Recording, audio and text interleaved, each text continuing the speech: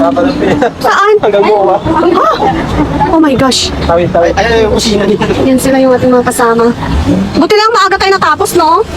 Yan ang ating mga kasama. Diwata.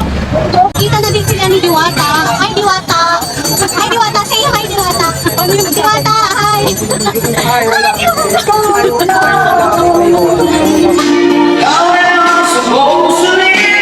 Kusinera sa umaga, kusinera sa gabi. Hello. Hello mga idoy, mga iday, kamusta ka mo?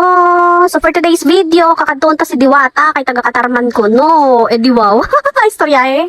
Tapos ayun na nga, pupunta na tayo dito, bumiyahe na kami papunta kay Diwata. Actually, namalengke muna kami doon sa, sabi, yung nakaraan, diba, na mamalengke kami lagi tuwing linggo, ay Sabado ng gabi. Tapos ayan, dumayo kami dito kay Diwata. Dumating kami dito, alas 12, mga 12:50, ganun. Basta mga ganun, malapit na mag-alauna.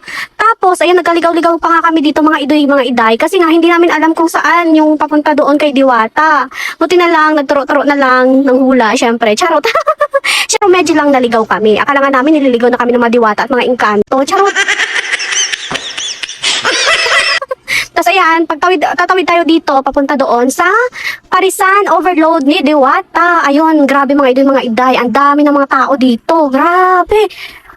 Nagulat ako kasi mag-aalauna na ng madaling araw tapos ganito karami yung tao. Akala ko mga nakatambay-tambay lang yan dyan. Yan pala mga nakapila din yan. Tapos akala ko yung pila dyan lang sa may bungad. Yun pala, my goodness. Halos akupin ng isang buong barangay. Di nga, istorya. Habang naglalakad ako, tingnan nyo yung mga pila na yan. Habang naglalakad kami, tinitingnan namin yung mga nakapila. Parang nakakawala ng pag-asa na makakain ka dito kaagad. Kasi grabe, ang dami ng tao. Namamangha talaga ako sa pila kasi grabe, sobrang haba, ang haba, talaga grabe. Andun pa yun dun sa dulo, makikita nyo mamaya, nilakad namin yan papunta dun. Ang haba talaga ng pila, my gosh. Parang ayoko na lang din tumuloy. Kaso nakaka-challenge lang din kasi, tapos maku-curious ka talaga. Kasi nga, bakit sila pumipila ng ganito? Eh, ang haba-haba na nga, hindi mo nga alam kung anong oras ka makakakain dito. O, di ba nga, ang tansya ko dito, alas 12:52 kami pumunta dito.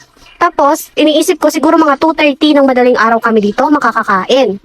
Pero, the bad news is, yes, may bad news po. Abangan nyo kung ano yun. Sasabihin ko sa inyo. My gosh, grabe. O, tingnan nyo, ang layo na ng nilakad namin. Tapos, ganyan pa rin kaba yung pila. Hanggang doon pa yan. Ay, dito pala sa may ayan, dito. Ito yung last ng pila. Di ba, ang layo ng nilakad namin? My goodness. Grabe. Hindi ko alam bakit anong meron. Pero sa bagay, lahat din sila talaga siguro curious. Katulad namin, curious din kami. May mga narinig na kami kasi may mga katrabaho kami na pumunta na dito. Nag-try na sila dito. Sinabi nila kung ano yung feedback nila sa amin. Pero gusto pa rin namin matry yung kami mismo, yung magta-try. Kasi syempre, iba yung ikaw mismo yung naka-experience. Ayan yung mga kasama ko. Madilim na nga dito mga iday sa pila na to. Kaya nga tingnan mo, nag-flashlight na yung asawa ko. Kasi ang dilim na talaga. Tapos ang layo na talaga namin doon sa Parisan talaga ni Diwata. Ang haba ng pila.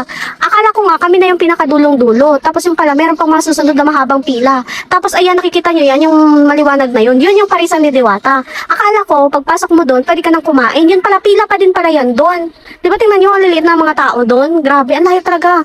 Doon pala sa loob doon, may nakapila din. Ang haba din ng pila, my goodness. Tapos kapag nakita nyo tong stand ni Diwata, tapos nakapila kayo, ibig sabihin, pag ganung oras, nasa kalahati na kayo. Hi, Diwata. Say hi, Diwata. Diwata, hi. Ay, wala.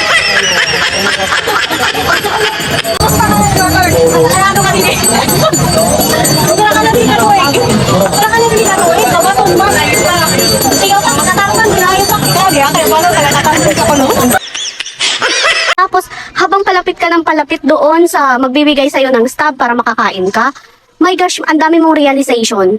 Nandun na yung tutuloy pa ba ako? Ayaw na ba ako? Tutuloy pa ba ako? Ayaw na ba ako? Napapagod na yung pa ako? Ano ba? Bakit ba ako nagtsatsaga dito? Eh kung tutuusin, marami pa naman. Kaso nananaig yung curiosity mo talaga na matikman. Kasi nga diba, in na in sa madaming tao. Grabe talaga. Tapos ayan, nasa labas pa ako na ito mga iday, nakikita kong tinatadtad na nila yung yung ano ba yan, bagnet? Bagnet ba tawag dyan? Yan, ginaganyan na nila yan. So, abangan nyo yung second video natin kasi ang haba po talaga. Puro pila lang po yung ginawa muna namin dito. Grabe. Sana, panoorin nyo yung sinasabi ko sa inyong bad news na naranasan namin dito. My gosh, grabe. Parang, siguro yung pagkain, baka gusto mong umulit. Pero siguro yung sa pila, kung ganong pila yung may experience mo, magdadalawang isip ka o baka nga ayaw mo na umulit. Ganon. O, diba? Abangan nyo yung part 2 ng ating video nung pagpunta natin dito guys, Diwata Paris Overload. Yes, muli, this is Pikay. Pa-follow, like, and share.